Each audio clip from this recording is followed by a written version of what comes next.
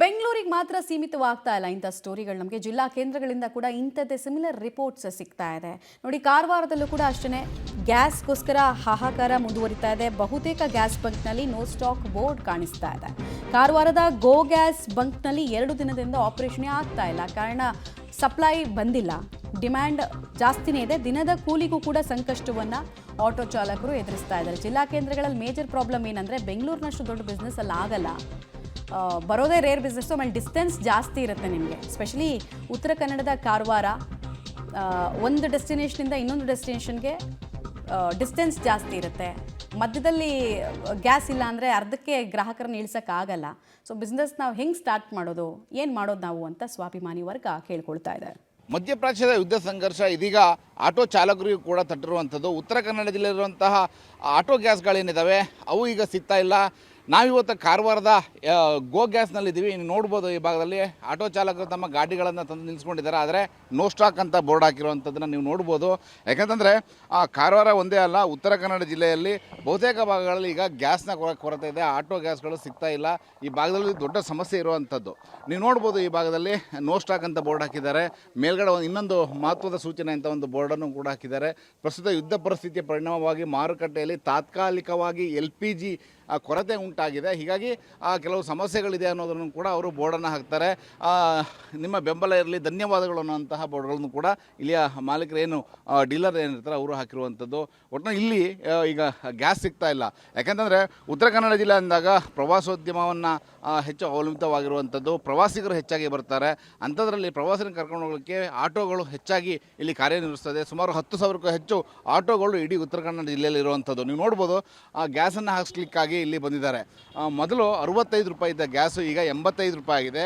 85 ರೂಪಾಯಿ ಕೊಟ್ಟು ನಾವು ಜೀವನಕ್ಕಾಗಿ ಪ್ರತಿದಿನ ಮಾಡಬೇಕು, ಕೆಲಸವನ್ನು ಮಾಡಬೇಕು ಅಂತಂದರೂ ಕೂಡ ಗ್ಯಾಸ್ ಸಿಗ್ತಾ ಇಲ್ಲ. ಆ ರೀತಿಯ ಪರಿಸ್ಥಿತಿ ಇಲ್ಲಿ ಇರುವಂಥದ್ದು. ಇನ್ನು ನಾವು ಆಟೋ ಚಾಲಕರನ್ನು ಕೂಡ ನಾವು ಮಾತಾಡಿಸ್ತೀನಿ. ಸರ್, ಈಗ ನಿಮಗೆ ಗ್ಯಾಸ್ ಸಿಗ್ತಾ ಇಲ್ಲ. ಕಾರವಾರದಲ್ಲಿ ಒಂದೇ ಗ್ಯಾಸ್ ಸೆಂಟರ್ ಇರುವಂಥದ್ದು ನಿಮಗೆ ಆಟೋ ಗ್ಯಾಸ್ಗೆ. ಈಗ ಏನು ಮಾಡ್ತೀರಿ? ಈಗ ಕಾರವಾರ ಅಂದರೆ ನಮಗೆ ಉತ್ತರ ಕನ್ನಡದಲ್ಲಿ ಸೆಂಟ್ರಲ್ ಪ್ಲೇಸ್ ಅಂತಾರೆ. ಇದು ಕಾರವಾರದಲ್ಲಿ ಎಲ್ಲ ಉತ್ತರ ಕನ್ನಡ ಜಿಲ್ಲೆಯಲ್ಲಿ ಕಾರವಾರ ಬಿಟ್ಟು ಎಲ್ಲ ತಾಲೂಕಿನಲ್ಲಿ 1, 2, 3 ಪಂಪ್ ಇದ್ದಾವೆ. ಕಾರವಾರದಲ್ಲಿ ಮಾತ್ರ ಒಂದೇ ಪಂಪು. ಅದು ಅನಿವಾರ್ಯವಾಗಿ ಇದು ನಾವು ಇಲ್ಲಿ ಸೆಟ್ಲ್ ಆಗಿಬಿಟ್ಟಿದ್ದೀವಿ. ಪಂಪು ಈಗ ಗ್ಯಾಸ್ ಇಲ್ಲದೆ ನಾವು 5-6 ದಿವಸ ಆಟೋ ಚಾಲಕರು ಭಾಳ ಪರದಾಡ್ತಾ ಇದ್ದಾರೆ. ಇದ್ರ ಸಮಸ್ಯೆ ಅಂದರೆ ಇವರಿಗೆ ತಿಳಿಸಿ ಹೇಳಿದ್ರೆ ಇವತ್ತು ಬರ್ತದೆ, ನಾಳೆ ಬರ್ತದೆ ಅಂತ ಹೇಳಿ ನಮಗೆ ಸಮಸ್ಯೆಯನ್ನು ಉದ್ಭವಿಸ್ತಾ ಇದ್ದಾರೆ. ಅದಕ್ಕಾಗಿ ನಾವು ಈ ಸಮಸ್ಯೆಯನ್ನು ನಿವಾರಣೆ ಸಲುವಾಗಿ DC ಅವರಿಗೆ ಕಳೆದ 15 ದಿವಸದಲ್ಲೇ ನಾವು ಮನವಿಯನ್ನು ಕೊಟ್ಟಿದ್ದೀವಿ. ಅದನ್ನು ಅವರು ಅಧಿಕಾರಿಗಳು ಇನ್ನೂ ತನಕ ಅದು ಅವರಿಗೆ ಸ್ಪಂದಿಸಲಿಲ್ಲ ಅಂತ ನಾನು ತಿಳ್ಕೊಳ್ತಾ ಇದ್ದೀನಿ. ಯಾಕಂದರೆ ಈ ಈ ಈ ನಮ್ಮ ಸಮಸ್ಯೆ ಕಾರವಾರ ತಾಲೂಕಿಗಷ್ಟೇ ಅಲ್ಲ, ಜಿಲ್ಲೆಯಾದ್ಯಂತ ನಮಗೆ ಸಮಸ್ಯೆ ಆಗ್ತಾ ಉಂಟು. ಈ ಸಮಸ್ಯೆಯನ್ನು ನಿವಾರಣೆ ಮಾಡಬೇಕಂದ್ರೆ ನಾವು ಈಗ ಆಡಳಿತ ಜಿಲ್ಲಾಧಿಕಾರಿಯವರಿಗೆ ಕೇಳ್ಕೊಳ್ತಾ ಇದ್ದೀವಿ.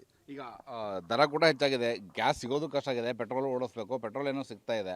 ಆದರೆ ಈಗ ರೇಟ್ ಏನಾದ್ರು ಜಾಸ್ತಿ ಮಾಡಿದ್ದಾರೆ. ಯಾಕೆಂದರೆ ಪ್ಯಾಸೆಂಜರ್ಗಳು ಬಂದಾಗ, ಯಾಕೆಂದರೆ ಮೊದಲು ಭಾಳ ಕಡಿಮೆ ಇತ್ತು ರೇಟು. ಈಗ ಹೆಂಗೆ ರೇಟ್ ಜಾಸ್ತಿ ಮಾಡಬೇಕಾದ ಅನಿವಾರ್ಯ ಪರಿಸ್ಥಿತಿ ಇದೆಯೋ? ಈಗ ಕಳೆದ 1 ತಿಂಗಳಿಂದ 60 ರೂಪಾಯಿ ಪೆಟ್ರೋಲ್ ಇದು ಗ್ಯಾಸ್ ಸಿಗ್ತಾ ಇತ್ತು. 60ರಿಂದ 65 ಆಯಿತು, 68 ಆಯಿತು, 75 ಆಯಿತು, 80 ಆಯಿತು, 84 ಆಯಿತು, 90 ತನಕ ಆಯಿತು.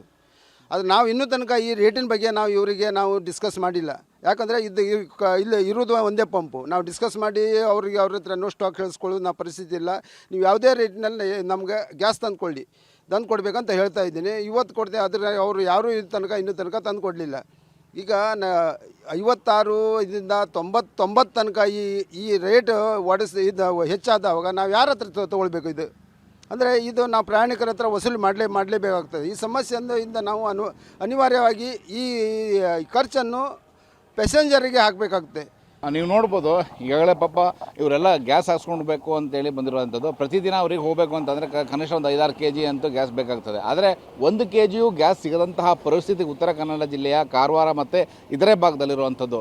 ಪ್ರವಾಸಿಗರು ಬರ್ತಾರೆ ಮತ್ತು ಪ್ರತಿದಿನ ಇವರಿಗೆ ಆಟೋ ಚಾಲನೆ ಮಾಡಿದರೆ ಮಾತ್ರ ಇದರಿಂದ ಜೀವನವನ್ನು ನಡೆಸಬೇಕು. ಆಟೋ ಚಾಲನೆ ಮಾಡಲಿಕ್ಕೆ ಇಂಧನವೇ ಸಿಗಲಿಲ್ಲ ಅಂತಂದರೆ ಯಾವ ರೀತಿ ಅನ್ನುವಂತಹ ಪ್ರಶ್ನೆ ಈ ಆಟೋ ಚಾಲಕರದಾಗಿದೆ. ತಕ್ಷಣದಲ್ಲಿ ಇಲ್ಲಿಯ ಪರಿಸ್ಥಿತಿಯನ್ನು ಅರಿತು ಜಿಲ್ಲಾಡಳಿತ ಮತ್ತು ಸಂಬಂಧಪಟ್ಟ ಇಲಾಖೆಯವರು ಇದಕ್ಕೆ ಗಮನ ಹರಿಸಬೇಕು. LPG ಗ್ಯಾಸ್ ಆಟೋ ಗ್ಯಾಸನ್ನು ನೀಡುವಂಥ ಪ್ರಕ್ರಿಯೆಯನ್ನು ತಕ್ಷಣ ಚಾಲನೆ ಮಾಡಬೇಕು ಅನ್ನುವಂತಹ ಆಗ್ರಹ ಆಟೋ ಚಾಲಕರದಾಗಿದೆ. ಸರ್ಕಾರ ಈ ಬಗ್ಗೆ ಗಮನ ಹರಿಸಬೇಕು. ಯಾಕೆಂದರೆ ಕೇಂದ್ರ ಸರ್ಕಾರ ಈಗಾಗಲೇ ಹೇಳಿದೆ ಗ್ಯಾಸ್ ಬಗ್ಗೆ ಸಮಸ್ಯೆ ಇಲ್ಲ, ಯಾವುದೇ ಸಮಸ್ಯೆ ಇಲ್ಲದೆ ನಾವು ಅದನ್ನು ಹೆಚ್ಚುವರಿಯಾಗಿ ನೀಡ್ತಾ ಇದ್ದೀವಿ ಅಂತ. ಆದರೆ ಇಲ್ಲಿ ನೋಡಿದರೆ ಇಲ್ಲಿನ ಪರಿಸ್ಥಿತಿ ನೋಡಿದರೆ ನಿಜವಾಗ್ಲೂ ಖೇದಕರ ಅಂತಲೇ ಹೇಳಬೇಕಾಗ್ತದೆ. ಕ್ಯಾಮರಾಮನ್ ಸುರೇಂದ್ರ ಜೊತೆ ನವೀನ್ ಸಾಗರ್, ಪಬ್ಲಿಕ್ TV, ಕಾರವಾರ.